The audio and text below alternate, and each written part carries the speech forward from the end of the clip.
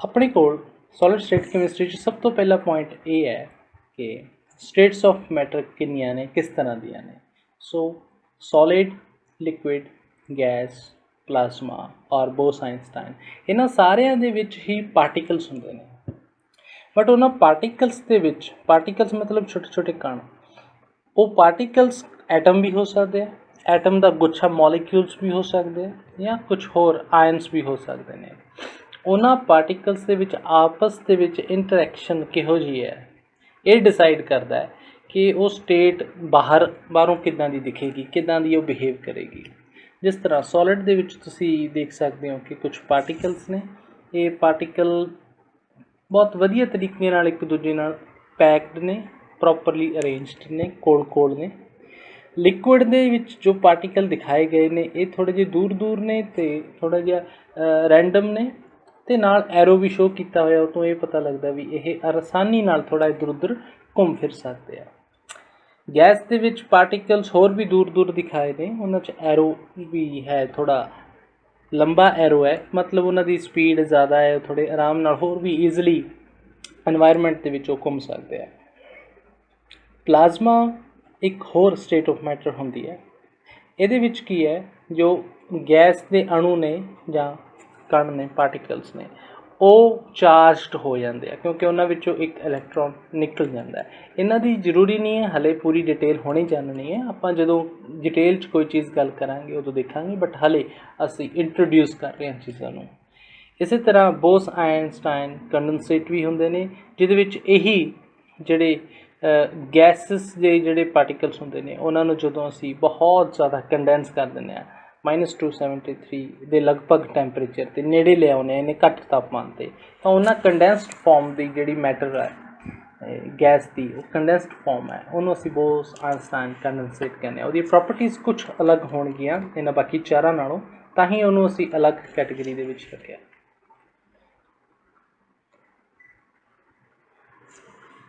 दो मेन क्लासीफिकेशनस ने, मतलब जो वंडिया गया है सॉलिड नूं, दो मेन ब्रॉड क्लासीफिकेशनस ने। जिद्दां आपां इंसानां नूं आपां दो हिस्सिਆਂ 'ਚ जे दो पार्ट्स 'ਚ क्लासीफाई करना तां आपां मेल एंड फीमेल कह दिंदे आ। उस तरह ये जिहड़ी वंड है, ये जो सॉलिड्स दी करदे आ तां जां क्रिस्टलाइन दे विच करदे आ जां अमॉर्फस दे विच करदे आ।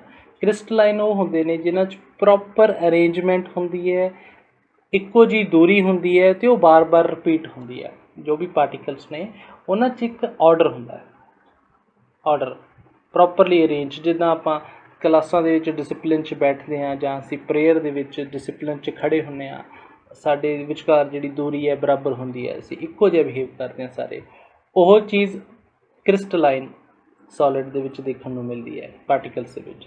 जद कि अमॉर्फस जिस तरह प्लेग्राउंड दे विच बच्चे खेड रहे हैं रैंडमली, कोई किते ग्रुप बना के खेल रहा है, कोई किते खेल रहा है, उन्हां च थोड़ा ऑर्डर हो सकता, थोड़े जे पार्टिकल्स च ऑर्डर हो सकता, बट ऑर्डर सारे किते नहीं फैलिया होएगा, थोड़ी जी अगे जाके हो सकता अरेंजमेंट थोड़ी जी वक्री होवे।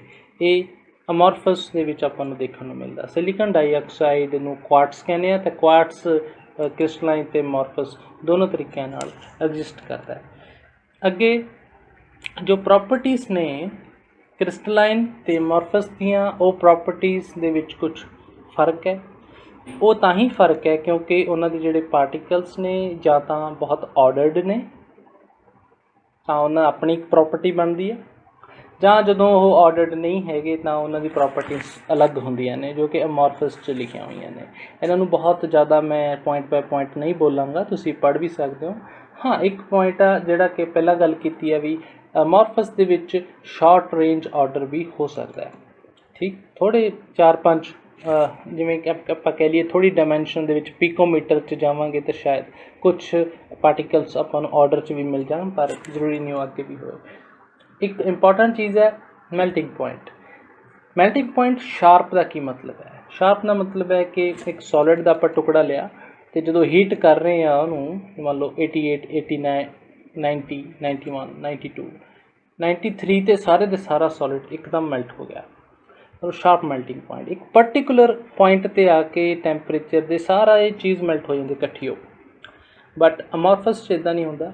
वो 93 दे हुण अमॉर्फस सॉलिड है तो 93 ते मेल्ट होने की बजाय ਉਹ ਇੱਕ ਰੇਂਜ ਦੇ ਵਿੱਚ ਮੈਲਟ ਹੋਏਗਾ, ਮਤਲਬ 90 ਤੋਂ ਹੀ ਸ਼ੁਰੂ ਹੋ ਜਾਏਗਾ ਮੈਲਟ ਹੋਣਾ ਕੁਝ ਪਾਰਟ, 91 92 93 ਤੱਕ ਉਹ ਮੈਲਟ ਹੁੰਦਾ ਰਹੇਗਾ, 94 95 96 ਤੱਕ ਫਿਰ ਕਿਤੇ ਜਾ ਕੇ ਉਹ ਸਾਰੇ ਦਾ ਸਾਰਾ ਸੋਲਿਡ ਮੈਲਟ ਹੋਏਗਾ। ਤਾਂ ਆਪਾਂ ਕਹਿੰਦੇ ਇੱਕ ਬਰੋਡ ਰੇਂਜ ਦੇ ਵਿੱਚ ਲਾਈ ਕਰਦਾ ਮੈਲਟਿੰਗ ਪੁਆਇੰਟ। ਬਾਕੀ ਐਨਾਈਸੋਟ੍ਰੋਪੀ ਬਾਰੇ ਵੀ ਮੈਂ ਗੱਲ ਕਰਨੀ ਚਾਹਾਂਗਾ। ਐਨਾਈਸੋਟ੍ਰੋਪੀ ਹੈ ਡਾਇਰੈਕਸ਼ਨ ਦੇ ਨਾਲ ਜੋ ਪ੍ਰੋਪਰਟੀ ਹੈ ਕ੍ਰਿਸਟਲਾਈਨ ਦੀ ਉਹ ਬਦਲ ਜਾਂਦੀ ਹੈ। ਮੰਨ ਲਓ ਇੱਕ ਕਿਊਬ ਹੈ ਸਾਡੇ ਕੋਲ ਸੋਲਿਡ, ਜੇ ਇਸ ਡਾਇਰੈਕਸ਼ਨ 'ਚੋਂ ਲਾਈਟ ਪਾਸ ਕਰਾਂਗੇ ਤਾਂ ਹੋ ਸਕਦਾ ਉਹਦੀ ਜਿਹੜੀ ਉਹਦੇ ਵਿੱਚੋਂ ਰਿਫਰੈਕਸ਼ਨ ਹੈ ਉਹ ਅਲੱਗ ਐਂਗਲ 'ਤੇ ਹੋਵੇ, ਬਟ ਜੇ ਆਪਾਂ ਡਾਇਰੈਕਸ਼ਨ ਚੇਂਜ ਕਰ ਦਾਂਗੇ ਤਾਂ ਹੋ ਸਕਦਾ ਹੈ ਕਿ ਉਹ ਲਾਈਟ ਜਿਹੜੀ ਹੈ ਉਹ ਪੂਰੀ ਤਰ੍ਹਾਂ ਰਿਫਲੈਕਟ ਵੀ ਹੋ ਜਾਏ। ਤਾਂ ਮਤਲਬ ਜੋ ਵੀ ਆਪਟੀਕਲ ਪ੍ਰੋਪਰਟੀਜ਼ ਨੇ ਉਹ ਕ੍ਰਿਸਟਲਾਈਨ 'ਚ ਅਲੱਗ-ਅਲੱਗ ਐਂਗਲ ਤੋਂ ਲਾਈਟ ਦੇ ਆਉਣ ਨਾਲ ਬਦਲ ਜਾਂਦੀਆਂ ਨੇ। ਡਾਇਫਰੈਕਟੋਮੀਟਰ ਜਾਂ ਹੋਰ ਬਹੁਤ ਸਾਰੇ ਐਸੇ ਇੰਸਟਰੂਮੈਂਟ ਨੇ ਜੋ ਇਸ ਪ੍ਰੋਪਰਟੀ 'ਤੇ ਬਣਦੇ ਆ। ਅੱਗੇ ਚੱਲਦੇ ਹਾਂ। ਇੱਥੇ ਤੁਹਾਨੂੰ ਇਹ ਚੀਜ਼ ਪਤਾ ਲੱਗੇਗੀ ਕਿ ਸੋਲਿਡ ਕਿਉਂ ਹੈ, ਲਿਕੁਇਡ ਕਿਉਂ ਹੈ ਅਤੇ ਗੈਸ ਕਿਉਂ ਹੈ। ਕਿਉਂਕਿ ਦਰਅਸਲ ਉਹਨਾਂ ਦੇ ਵਿੱਚ ਪਾਰਟੀਕਲਸ ਦੇ ਵਿਚਕਾਰ ਜਿਹੜੀ ਫੋਰਸ ਹੈ ਉਹਨਾਂ ਨੂੰ ਜੋੜ ਕੇ ਰੱਖਣ ਵਾਲੀ ਉਹ 'ਚ ਫਰਕ ਹੈ। ਠੀਕ ਹੈ, ਇੱਥੇ ਸਟਰੋਂਗ ਫੋਰਸ ਹੁੰਦੀ ਹੈ ਪਾਰਟੀਕਲਸ ਦੇ ਵਿੱਚ, ਜਦੋਂ ਆਪਸ ਬਹੁਤ ਜ਼ੋਰ ਨਾਲ ਖਿੱਚੇ ਹੁੰਦੇ ਨੇ ਇੱਕ ਦੂਜੇ ਵੱਲ ਤਾਂ ਉਹ ਜ਼ਿਆਦਾ ਹਿਲ ਜੁਲ ਨਹੀਂ ਸਕਦੇ, ਦੂਰ ਨਹੀਂ ਜਾ ਸਕਦੇ, ਥੋੜ੍ਹਾ ਵਾਈਬਰੇਟ ਕਰ ਸਕਦੇ ਆ ਬਸ ਉਹ। ਠੀਕ ਹੈ, ਆਪਣੀ ਪੋਜੀਸ਼ਨ 'ਤੇ ਥੋੜ੍ਹਾ ਵਾਈਬਰੇਟ ਕਰ ਸਕਦੇ ਆ।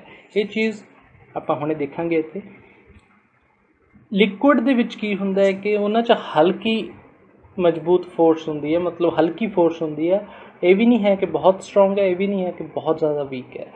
ਥੋੜ੍ਹੀ ਜਿੱਦਾਂ ਹਾਈਡਰੋਜਨ ਬੌਂਡਸ ਹੁੰਦੇ ਆ ਵਾਟਰ ਦੇ ਵਿੱਚ, ਪਾਣੀ ਦੇ ਮੋਲੀਕਿਊਲਸ ਦੇ ਵਿੱਚ, ਤਾਂ ਉਹ ਹਲਕਾ ਫੁਲਕਾ ਇੱਕ ਦੂਜੇ ਨਾਲ ਇੰਟਰੈਕਸ਼ਨ ਰੱਖਦੇ ਆ, ਇਸ ਕਰਕੇ ਉਹ ਮੂਵ ਤਾਂ ਕਰ ਸਕਦੇ ਆ ਬਟ ਉਹ ਬਿਲਕੁਲ ਆਸਾਨੀ ਨਾਲ ਛੱਡ ਕੇ ਨਹੀਂ ਜਾ ਸਕਦੇ ਬਾਕੀ ਸਾਰੇ ਸਿਸਟਮ।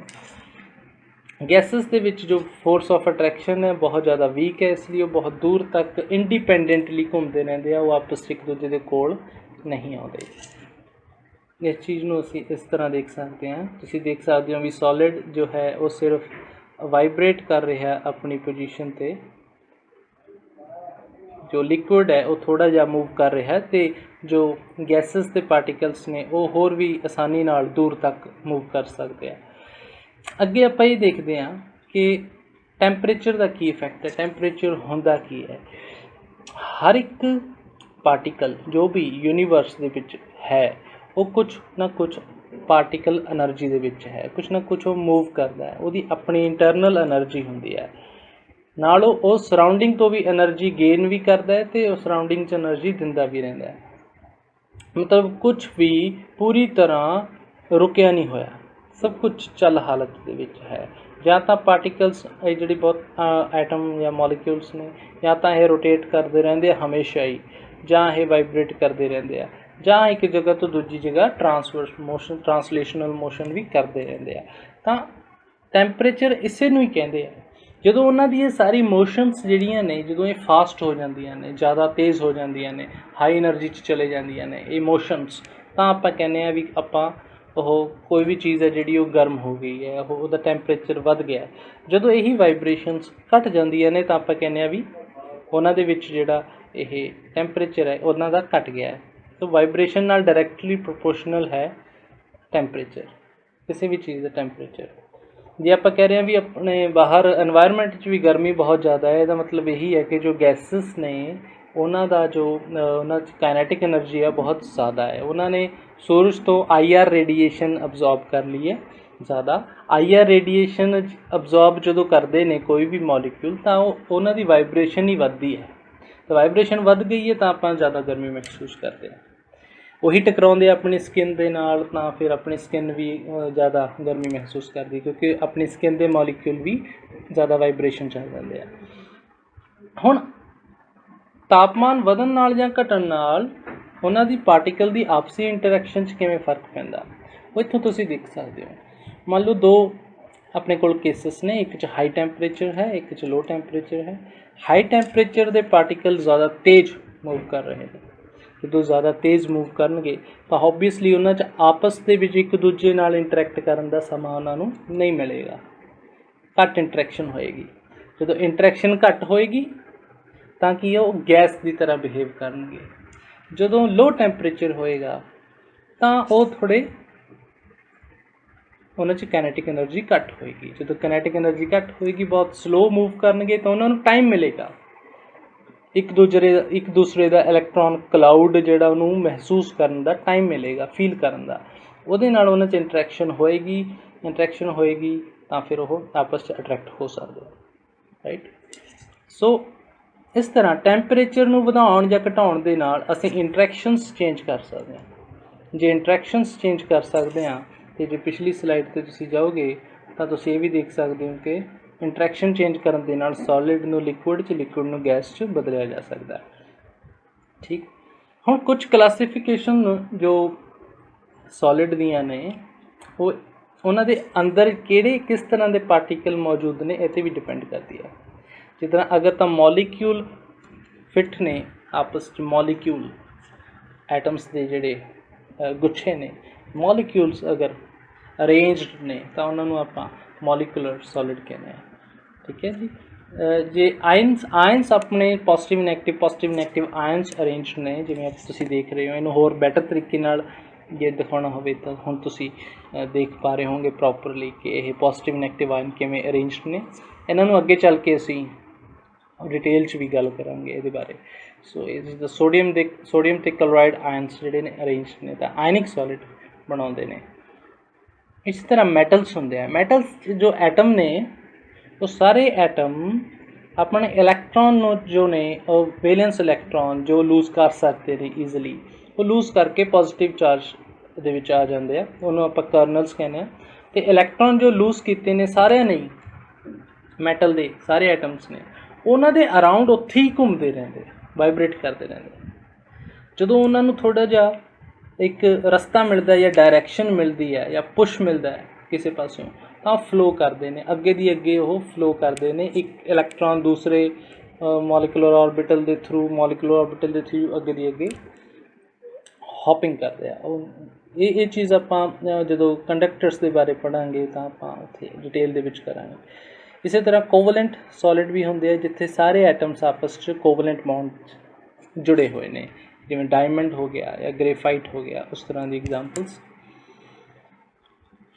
ਨੈਕਸਟ ਹੈ ਇੰਪੋਰਟੈਂਟ ਕਿ ਜੋ ਐਟਮਸ ਅਰੇਂਜਡ ਨੇ ਉਹਨਾਂ ਨੂੰ ਆਪਾਂ ਪੜ੍ਹਨਾ ਕਿਵੇਂ ਸ਼ੁਰੂ ਕਰੀਏ।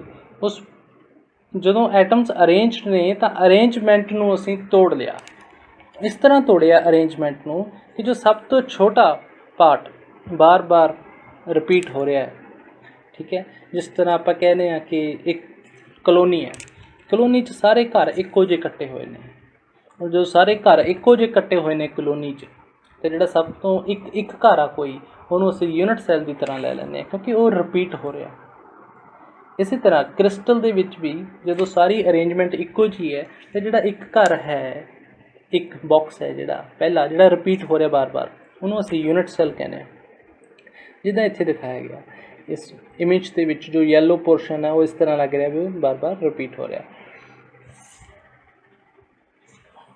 ਹੁਣ ਇਹ ਕਈ ਤਰ੍ਹਾਂ ਦੇ ਹੁੰਦੇ ਆ। ਇਹ ਜੋ ਆਪਾਂ ਚੂਜ਼ ਕੀਤਾ ਹੈ ਇੱਕ ਸਭ ਤੋਂ ਛੋਟਾ ਪਾਰਟ, ਕਈ ਤਰ੍ਹਾਂ ਦਾ ਹੋ ਸਕਦਾ। ਉਹ 'ਚ ਅਰੇਂਜਮੈਂਟ, ਉਹ ਸਭ ਤੋਂ ਛੋਟੇ ਪਾਰਟ ਦੇ ਵਿੱਚ ਅਰੇਂਜਮੈਂਟ ਕੈਸੀ ਹੈ ਉਹ 'ਤੇ ਡਿਪੈਂਡ ਕਰਦਾ। ਅਰੇਂਜਮੈਂਟ ਕਿਹਦੀ? ਜੋ ਐਟਮਸ ਜਿਨ੍ਹਾਂ ਤੋਂ ਬਣਿਆ, ਠੀਕ ਹੈ, ਜੋ ਸਪੇਸ ਦੇ ਵਿੱਚ ਐਟਮ ਅਰੇਂਜਡ ਨੇ, ਉਹ ਐਟਮਸ ਦੀ ਅਰੇਂਜਮੈਂਟ 'ਤੇ ਡਿਪੈਂਡ ਕਰਦਾ ਕਿ ਉਹ ਕ੍ਰਿਸਟਲ ਦਾ ਜੋ ਯੂਨਿਟ ਸੈੱਲ ਹੈ ਉਹ ਕਿਸ ਤਰ੍ਹਾਂ ਦਾ ਹੋਏਗਾ। ਇਹ ਯੂਨਿਟ ਸੈੱਲ ਹੋ ਸਕਦਾ ਹੈ ਇਸ ਤਰ੍ਹਾਂ ਅਰੇਂਜ ਹੋਵੇ ਜਿਸ ਤਰ੍ਹਾਂ ਦਿੱਤਾ ਹੋਇਆ ਕਿ ਇੱਕ ਕਿਊਬ ਦੀ ਫਾਰਮ ਦੇ ਵਿੱਚ ਹੈ ਅਤੇ ਹਰੇਕ ਕਾਰਨਰ 'ਤੇ ਇੱਕ ਐਟਮ ਹੈ। ਇਸ ਤਰ੍ਹਾਂ ਦੀ ਅਰੇਂਜਮੈਂਟ ਨੂੰ ਅਸੀਂ ਕਹਿੰਦੇ ਹਾਂ ਸਿੰਪਲ ਕਿਊਬਿਕ ਕ੍ਰਿਸਟਲ, SCC। ਜਦੋਂ ਜੋ ਪਾਰਟੀਕਲਸ ਨੇ ਉਹ ਕਿਊਬ ਦੇ ਕਾਰਨਰਸ 'ਤੇ ਪ੍ਰੈਜ਼ੈਂਟ ਨੇ। ਹੁਣ ਜਦੋਂ ਇਹ ਪਾਰਟੀਕਲਸ ਕਿਊਬ ਦੇ ਕਾਰਨਰਸ 'ਤੇ ਪ੍ਰੈਜ਼ੈਂਟ ਨੇ, ਜਿੱਥੇ ਉਹ ਪ੍ਰੈਜ਼ੈਂਟ ਹੈ ਪਾਰਟੀਕਲ, ਉਹਨੂੰ ਲੈਟਿਸ ਪੁਆਇੰਟ ਵੀ ਕਿਹਾ ਜਾਂਦਾ ਹੈ। ਵੀ ਹਰ ਜਗ੍ਹਾ 'ਤੇ ਜੋ ਕ੍ਰਿਸਟਲ ਬਣਿਆ ਉਹ ਹਰ ਜਗ੍ਹਾ 'ਤੇ ਐਟਮ ਮੌਜੂਦ ਨਹੀਂ ਹੈ, ਕੁਝ ਜਗ੍ਹਾਵਾਂ ਖਾਲੀ ਵੀ ਹੋਣਗੀਆਂ, ਬਟ ਜਿੱਥੇ ਮੌਜੂਦ ਹੈ ਉਹਨੂੰ ਕਹਿੰਦੇ ਹਾਂ ਲੈਟਿਸ ਪੁਆਇੰਟ। ਹੁਣ ਸਿੰਪਲ ਕਿਊਬਿਕ ਦੀ ਅੱਗੇ ਗੱਲ ਕਰਦੇ ਕਰਦੇ ਆਪਾਂ ਦੇਖੀਏ ਕਿ ਇਹ ਜਿਹੜਾ ਪਾਰਟੀਕਲ ਪ੍ਰੈਜ਼ੈਂਟ ਹੈ ਜਿੱਥੇ ਐਰੋ ਹੈ ਇਸ ਟਾਈਮ, ਇਹ ਪਾਰਟੀਕਲ ਕੀ ਪੂਰੇ ਦਾ ਪੂਰਾ ਇੱਕੋ ਹੀ यूनिट सैल दे विच ਇੱਕੋ ही इस बॉक्स दे विच जां इत्थे जिहड़ा एटम पिया होएगा ये बाकियां नाल लगदे ਜਿਹੜੇ ਨਾਲ ਲੱਗਦੇ यूनिट सैल ने उन्हां नाल भी कुछ अपना पोर्शन ਜਿਹੜਾ शेयर करता है ये देखना ਆਪਾਂ। सो ਜਦੋਂ ਆਪਾਂ ਗੱਲ ਕਰਦੇ ਹਾਂ इस एटम की, मान लो ये जो ब्लू है बाकी सारे येलो किए हुए हैं, जो ब्लू अपने को एटम है इस दे विच असी देखते हैं कि की यह बाकी दे क्यूब्स के नाल शेयर्ड है। ठीक है, यदी गल कर रहे हैं असी। ये सारे एटम्स सेम ही ने, ये बस इनू कलर कोड ब्लू किया होया ताकि आपां इत्थे फोकस कर सकीए भी ये बाकी क्यूब्स के नाल शेयर्ड है या नहीं। सो जो जिहड़ा लैटिस हुंदा है पूरा स्पेस लैटिस, उहदे विच तां बहुत सारे क्यूब्स लैफ्ट राइट हर जगह पासे होणगे, क्योंकि एटम्स जिहड़े ने वो ऑर्डरली अरेंज्ड ने हर पासे, ऊपर नीचे। ठीक है, हर पासे फैले हुए ने एटम्स। सो जो एक क्यूब है एक येलो दे लैफ्ट ते भी एक क्यूब होएगा, पिछे साइड भी एक क्यूब होएगा और इत्थे भी क्यूब होएगा। ये जो कॉर्नर है ये इन्हां चारां क्यूब्स के नाल तां शेयर हो गया, क्योंकि इस कॉर्नर जो ये ऑरेंज वाला थोड़ा जो क्यूब है उहदा भी ये कॉर्नर साझा कर रहा है ये एटम। ठीक है, और ब्लू वाला भी ग्रे वाला भी। सो ये जो एटम है चारां दे विच ही पार्टिसिपेशन शो कर रहा, सारिਆਂ ਨੂੰ थोड़ा थोड़ा है ना हिस्सा दे रहा अपना। अगे जो ये एटम है, ठीक है, ये चारां दे नाल तां आपां देख लिया भी शेयर हो रहा है। जो इन्हां दे उपर पे होणगे दो क्यूब्स उन्हां नाल भी शेयर होएगा। ठीक है, आ देखो ये वाला एटम इन्हां दोनों दे नाल भी साझा कर रहा एक स्पेस, एक पॉइंट साझा कर रहा। बट जो सामने पे होणगे क्यूब्स उन्हां नाल भी ये पोजीशन साझी करेगा। इस तरह आप देखते हैं कि आपां कोल टोटल 8 पोजीशन 8 जिहड़े क्यूब्स ने उन्हां नाल जिहड़ा कॉर्नर वाला एटम है वो अपनी पोजीशन नूं शेयर करता है। तो इसलिए आपां कहने आ, एक बारी होर देख लो कि 1 2 3 4 ये हो गए ने 4 नीचे शेयर्ड, 5th 6th ये 7th ते 8th। सो 8 पोजीशंस 8 ऐसे क्यूब्स ने कॉर्नर वाला जिन्हां नाल कुछ ना कुछ अपना पार्ट साझा करता है। इस करके क्योंकि ये जिहड़ा एटम है ये 8 क्यूब्स नाल अपने आप नूं साझा करता है, इस करके एक दे हिस्से तां सिर्फ 1/8 ही कंट्रीब्यूशन आएगी। एक दे हिस्से तां जिवें कह लो कि कोई आपां नूं कोई वड्डी सारी चॉकलेट लेके आया है, ठीक है, कोई है ना गिफ्ट दे विच, ते घर दे विच 8 बच्चे ने तो ऑब्वियसली वो 8 दे विच डिवाइड होएगी। उवें ही ये जिहड़ा क्यूब दे उत्ते जो एटम है ये तां उहनूं 1/8 करना पैंदा है जे एक क्यूब दे हिस्से जिन्ना पोर्शन आ रहा वो देखना होवे जी। राइट, सो 1/8 सारिਆਂ तो 1/8 आएगा इस क्यूब के हिस्से। तो टोटल जो है आप देखेंगे क्योंकि 8 कॉर्नर्स ने 1/8 उन्होंने कॉन्ट्रीब्यूशन है। सो टोटल जो एटम्स ने टोटल एटम्स का जो प्रभाव है एक यूनिट सैल दे विच 1 आएगा, 1/8 × 8। अगे गल करते हैं सैल पैरामीटर्स बारे।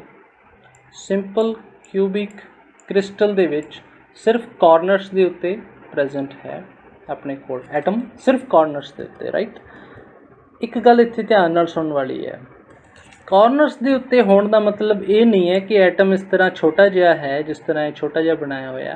कई बुक्स दे विच आपां नूं इदां दे छोटे छोटे एटम बने दिखते ने, इस तरह नहीं है ये। दरअसल वो ये सौखा करन लई बनाया हुंदा है। दरअसल जो एटम ने वो किवें ने, एटम्स जो आपस टच करनगे इत्थे, ठीक है, क्योंकि इन्हां ने कोई भी स्पेस जिहड़ी है वो फालतू नहीं छड्डनी है। जिन्ना मैक्सीमम ये क्लोज आ सकते हैं एटम उन्ना क्लोज होणगे। तो ये जो लार्ज सफीयर जिहड़ा बनया होया इस तरह मौजूद होणगे एटम्स, ना कि जिहड़े स्मॉलर डार्क ब्लू उस तरह। ठीक है, सो इसलिए दिखाए गए ने लार्ज वाले, क्योंकि एक्चुअल प्रेजेंटेशन जिहड़ी है एटम की होनी चाहिए है SAC दे विच वो इस तरह होनी चाहिए है। हुण एज लेंथ क्यूब की सारे पासियों एज लेंथ जिहड़ी है वो बराबर होंदी है। ठीक है, एज लेंथ ਨੂੰ ਅਸੀਂ ਇਸ ਐਟਮ ਦੇ ਰੇਡੀਅਸ ਦੇ ਨਾਲ ਮੈਚ ਕਰਾਂਗੇ। ਹੁਣ ਦੇਖੋ ਰੇਡੀਅਸ ਮੈਂ ਕਿਹਨੂੰ ਬਣਾ ਰਿਹਾ, ਠੀਕ ਹੈ, ਇਸ ਸੈਂਟਰ ਤੋਂ ਕਿੱਥੇ ਤੱਕ ਬਣਾ ਰਿਹਾ, ਇਹ ਖਿਆਲ ਦੇ ਕਰਨ ਵਾਲੀ ਗੱਲ ਹੈ। ਤਾਂ ਹੀ ਦੱਸਿਆ ਕਿ ਐਟਮ ਜਿਹੜਾ ਹੈ ਉਹ ਲਾਰਜ ਸਫੀਅਰ ਦੇ ਨਾਲ ਪ੍ਰੈਜ਼ੈਂਟ ਕਰਨਾ ਚਾਹੀਦਾ।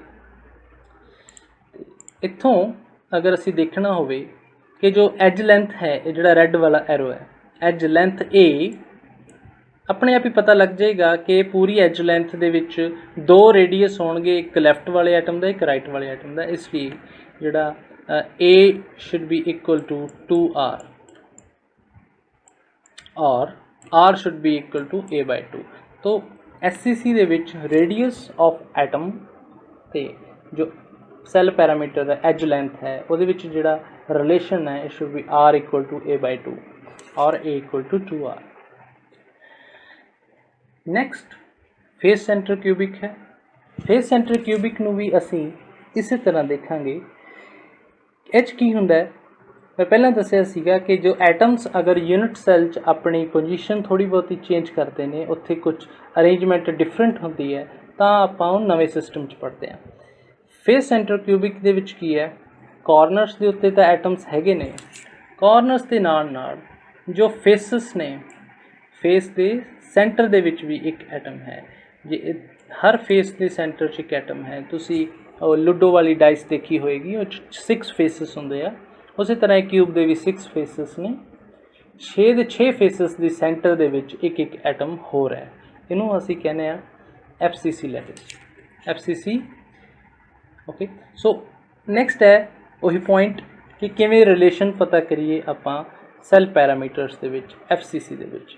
ਹੁਣ ਸਭ ਤੋਂ ਇੰਪੋਰਟੈਂਟ ਪੁਆਇੰਟ ਜੋ ਪਹਿਲਾਂ ਮੈਂ ਗੱਲ ਕਰਕੇ ਆਇਆ SCC ਦੇ ਲਈ, ਉਹੀ ਚੀਜ਼ ਇੱਥੇ ਹੈ ਕਿ ਜੋ ਐਟਮਸ ਨੇ ਦੇ ਉਹ ਮੈਕਸਿਮਮ ਕਲੋਜ਼ ਹੋਣੇ ਚਾਹੀਦੇ ਆ। ਮੈਕਸਿਮਮ ਕਲੋਜ਼ ਕਦੋਂ ਹੋ ਸਕਦੇ ਆ, ਜਦੋਂ ਉਹ ਆਪਾਂ ਇੱਦਾਂ ਅਜ਼ਿਊਮ ਕਰਾਂਗੇ ਕਿ ਆਲਮੋਸਟ ਇੱਕ ਦੂਜੇ ਨਾਲ ਟੱਚ ਕਰ ਰਹੇ ਆ, ਠੀਕ ਹੈ। ਸੋ ਫੇਸ ਸੈਂਟਰ ਐਟਮ, ਇੱਕ ਆਪਾਂ ਫੇਸ ਸੈਂਟਰ ਐਟਮ ਬਣਾਇਆ ਹੈ, ਦੋ ਕਾਰਨਰ ਵਾਲੇ ਬਣਾਏ ਨੇ, ਠੀਕ।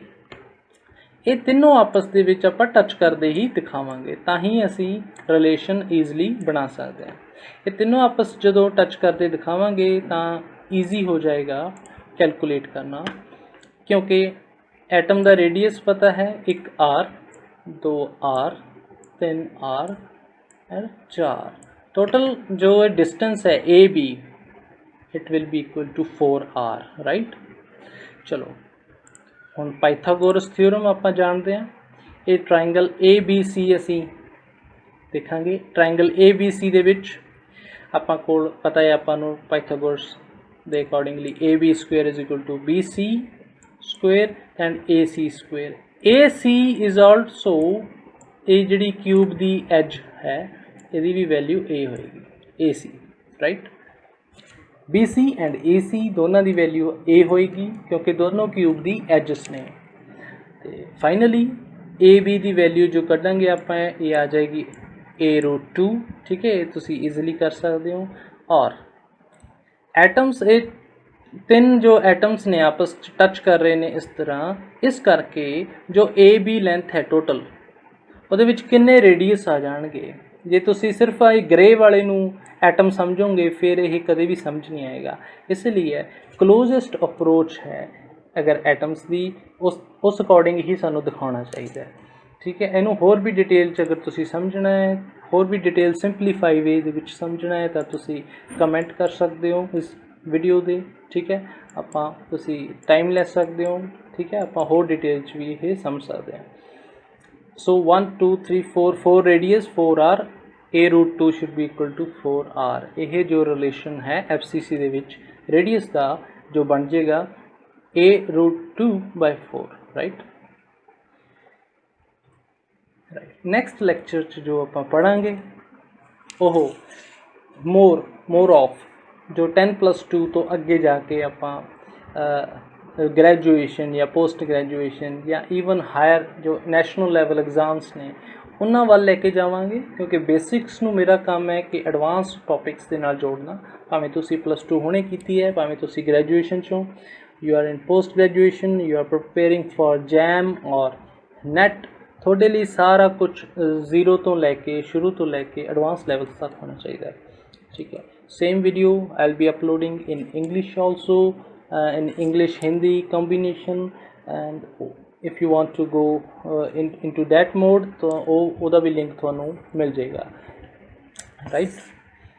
ਸੋ ਇਸ ਨੈਕਸਟ ਲੈਕਚਰ 'ਚ ਅਸੀਂ ਗੱਲ ਕਰਾਂਗੇ ਕਿ ਕਿਵੇਂ ਅਸੀਂ ਤੋੜ ਸਕਦੇ ਹਾਂ ਇੱਕ ਯੂਨਿਟ ਸੈੱਲ ਨੂੰ, ਇੱਕ ਕਿਊਬ ਨੂੰ 8 ਸੈਕਸ਼ਨ 'ਚ ਬ੍ਰੇਕ ਕਰਕੇ ਅਸੀਂ ਇਹ ਦੇਖ ਸਕਦੇ ਹਾਂ ਵੀ ਕਿਵੇਂ ਕਿੱਥੇ ਕਿੱਥੇ ਕਿਹੜਾ ਵਾਇਡ ਜਿਹੜਾ ਹੈ ਉਹ ਮੌਜੂਦ ਹੈ, ਜਿੱਦਾਂ ਟੈਟਰਾਹੈਡਰਲ ਔਰ ਆਕਟਾਹੈਡਰਲ ਵਾਇਡਸ ਦੀ ਅੰਡਰਸਟੈਂਡਿੰਗ, ਜਿਹਨੂੰ ਅੱਗੇ ਚੱਲ ਕੇ ਕਈ ਸਾਰੇ ਐਡਵਾਂਸ ਟੌਪਿਕਸ ਦੇ ਵਿੱਚ ਲੋੜ ਪੈਂਦੀ ਹੈ, ਠੀਕ ਹੈ।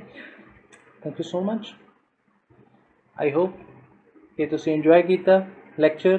ਇਹ ਕੁਝ ਕੁਐਸਚਨਸ ਨੇ, ਇਹਨਾਂ ਨੂੰ ਜ਼ਰੂਰ ਸੋਲਵ ਕਰੋ। ਬਹੁਤ ਸਾਰੀ ਟੈਸਟ ਸੀਰੀਜ਼ ਨੇ ਮੇਰੇ ਕੋਲ, ਜਿਨ੍ਹਾਂ ਟੈਸਟ ਸੀਰੀਜ਼ ਦਾ ਤੁਸੀਂ ਪ੍ਰੈਕਟਿਸ ਕਰ ਸਕਦੇ ਹੋ। ਜੇ ਤੁਸੀਂ +2 ਤੱਕ ਚਾਹੁੰਦੇ ਹੋ ਟੈਸਟ ਸੀਰੀਜ਼ ਤਾਂ ਵੀ ਤੁਸੀਂ ਦੱਸ ਸਕਦੇ ਹੋ, ਰਿਕੁਐਸਟ ਕਰ ਸਕਦੇ ਹੋ, ਕਮੈਂਟ ਬਾਕਸ ਦੇ ਵਿੱਚ ਕੰਟੈਕਟ ਕਰ ਸਕਦੇ ਹੋ। ਜੇ ਤੁਸੀਂ IIT JAM ਦੀ ਪ੍ਰੈਪਰੇਸ਼ਨ ਦੇ ਲਈ ਚਾਹੁੰਦੇ ਹੋ ਟੈਸਟ ਸੀਰੀਜ਼ ਤਾਂ ਵੀ ਉਸ ਤਰ੍ਹਾਂ ਦੀ ਟੈਸਟ ਸੀਰੀਜ਼ ਅਵੇਲੇਬਲ ਨੇ।